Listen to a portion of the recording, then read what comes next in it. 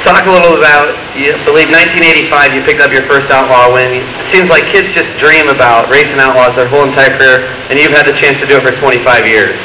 Yeah, I've been lucky to get really some good rides, and we just started out jumping around. When Steve first started racing outlaws, it was really a hard time to find a full-time ride. You just really couldn't get anybody to run 80 races a year, so you had to run 2 or 3 different cars. But and it's still hard to get somebody to run the whole circuit. But we jumped around, got different cars, so I've been lucky to. Steve, talk a little bit about that. 20 Outlaw championships. We can talk a little more about that. How special it's been to be run with the Outlaws pretty much from the beginning. Yeah, I ran the first Outlaw point race, I guess, in Knoxville, Texas. I ran an '86 car out of Missouri, and that was sort of the first one, I guess what you call was a point race. And after that, I was fortunate enough to be able to take over for Dick Gaines, who's been driving for Kinser. And very fortunate to get in such a good ride. Carl was probably the best chassis man there ever was that I know, and had super fast race cars. So I probably had a lot more opportunities for someone that carried a helmet bag around, a helmet and no uniform for 5 or 6 years trying to get in a race car, and to get the opportunity to get in within a year and a half after I started to get in a car like Carl's, and we ran together since up until '94, and never did change a whole lot of rides. So I was very fortunate to be with good race teams, and then again with Steve Kinser Racing after I left Carl. It was sort of we had a great race team there now with Tony Stewart Racing. So I've been 35 years and pretty well just 3 teams. Well, you can talk a little about, you raced NASCAR for a little bit and then you came back to the dirt. Is just how much more special is the dirt than racing on the cement? Well, I grew up watching my dad run dirt tracks, and that's been my life. Like I said, when I got out of high school, I didn't want to go into college. All I wanted to do was go to the races. I wanted to race cars. That's been my dream from when I was a small kid. I think the first day I went to first grade, I think they asked everybody what they're going to be, and I said, well, I'm going to be a race driver and chase grills and win the Indianapolis 500. And all that didn't work out. I got some of it done, but I had the opportunity to. I might have said drink beer and chase grills and win the Indianapolis 500. I can't remember what the exact words were, but I don't know why race drivers, why my dad put that kind of thing into my head, but. I just always, I sat and watched him race and watch him go through traffic, and he was a great racer. He was just such a great racer in traffic and stuff. I learned so much off of him, his patience and what he did. And, back in those days, they inverted all the fields. But it's not like today. They had 4 or 5 good race cars that could come through the traffic pretty fast. But just always had a love for the sport, and there's been a lot of people that's asked me. About race fans, and I said, well, you got to do that. That's something my dad told me. He said he always wanted to spend time with a race fan. That's something he's always did. But those race fans are just like me. I'm a race fan myself, so I don't have no problems getting along with anybody. And I figure if they love racing as much as I do, we got to have all those people to race.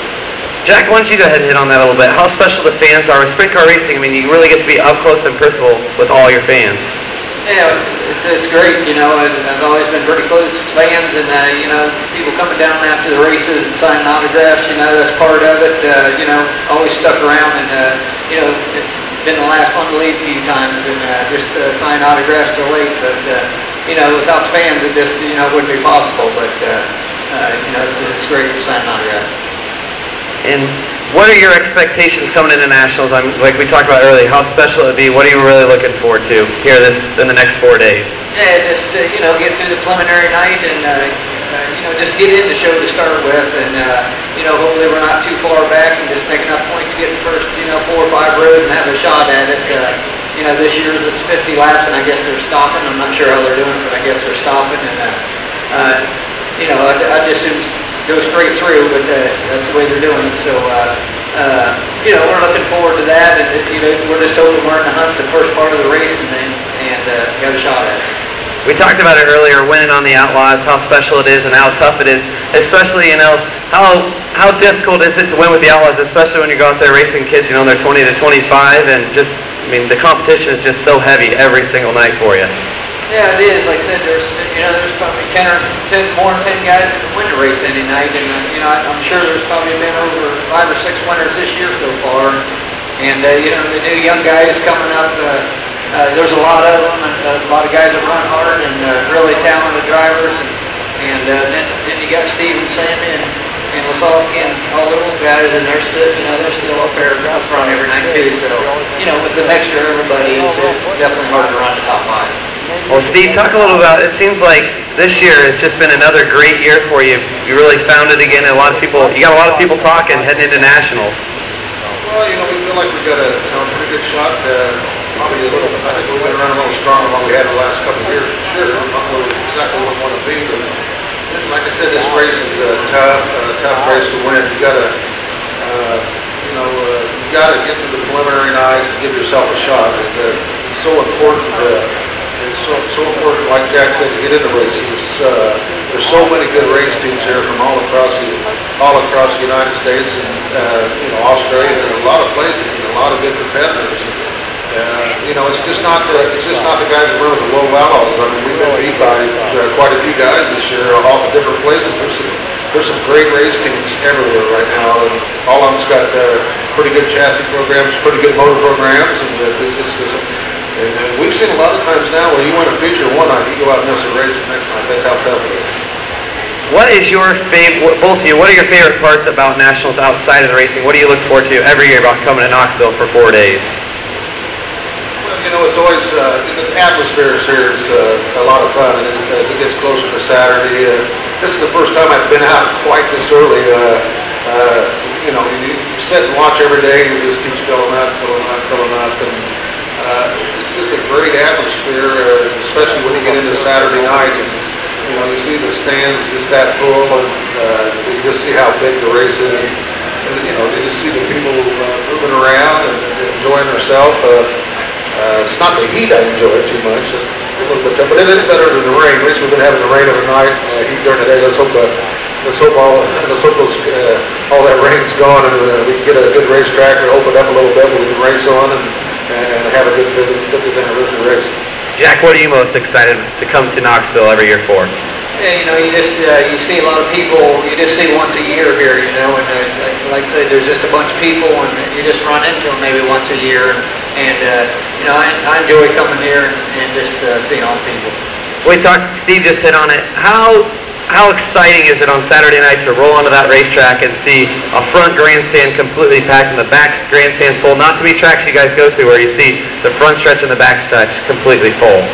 Yeah, I mean, it definitely, just all the people when you pull out on the racetrack, you know, all the way around the track. I mean, you don't, like I say, you only see that at 2 or 3 tracks a year, and definitely makes you excited about the racing, and you know, just seeing all the people out there makes you pumped up about going out there and racing.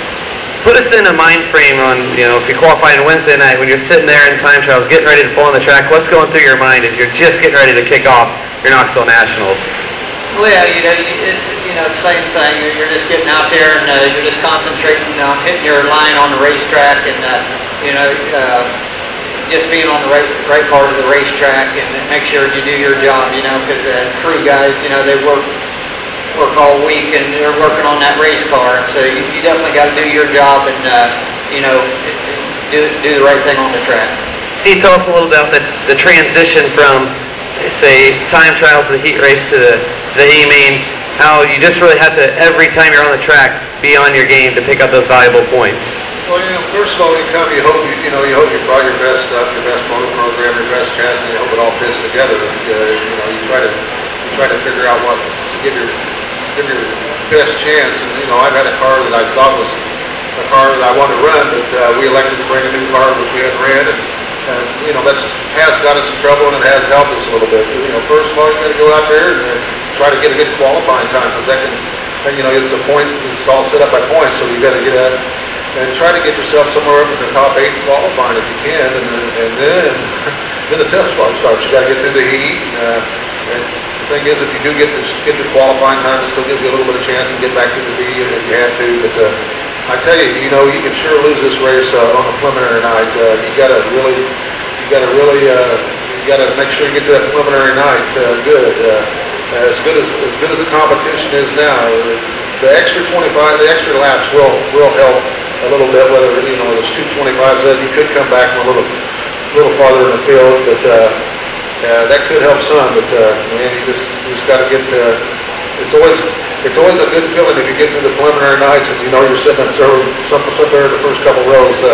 You can take a little finally take a little time and relax a little bit. But up until then, it's nerve-wracking.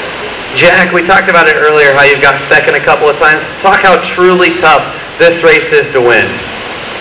Well, you know, I've been here I don't know how many times and I haven't won it yet, so that's how tough it is. But you know, we're going to keep coming back till you know we win this race, and you know, it's just this competition. It's really hard. You know, we've been there. I think 1 year we won just about every race here but the Nationals, and we didn't win it. So you know, we've been pretty good here. I think we've raced here twice. I don't know, maybe once, but you know, the track, you just got to keep your eye on the racetrack, and you know, hope your car's running good, you don't break, and you drive good. Well, we thank both of you for coming out. We'll let you have a little time to spend with the fans here before you get ready to kick off your Knoxville Nationals. Thank all of you for coming out. Steve Kinser and Jack Haudenschild, give them a round of applause.